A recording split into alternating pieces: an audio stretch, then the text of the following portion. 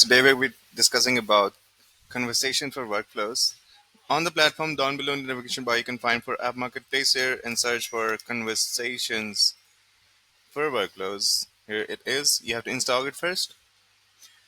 It's up to you. You want to install it on any of your specific sub account. You can choose multiple sub accounts at the same time, and you can choose them all as well. If you choose them all, you can also enable automatic feature installation as well. But for the time being, we will be just using location one. Here it is.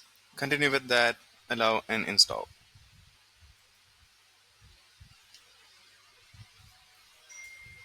As you can see, it is successfully installed now. Now moving forward towards the agency level. It's loading. In the meanwhile, we can discuss the next step, that is moving forward towards the specific sub account on which we have installed conversations for workflows. Here we are. As you can see, it is installed. Let's choose location one. Here we are on the sub account on which we have installed conversation for workflows.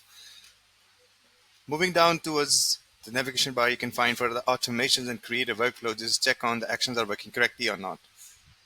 We are in our workflow builder. Let's just check on what actions are provided by conversation for workflow. Click on the action button and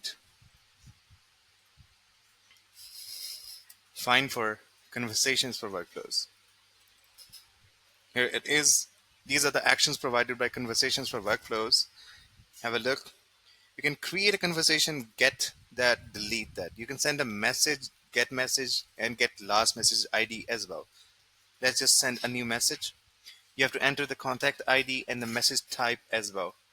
Here's a drop down. You can just choose any of the option available and enter the contact ID as well.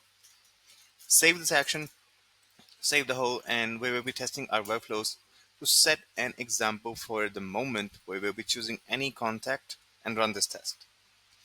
Head towards the execution logs. As you can see, the action has been executed successfully now. It is that simpler and easier. Hope you like it. Thank you so much.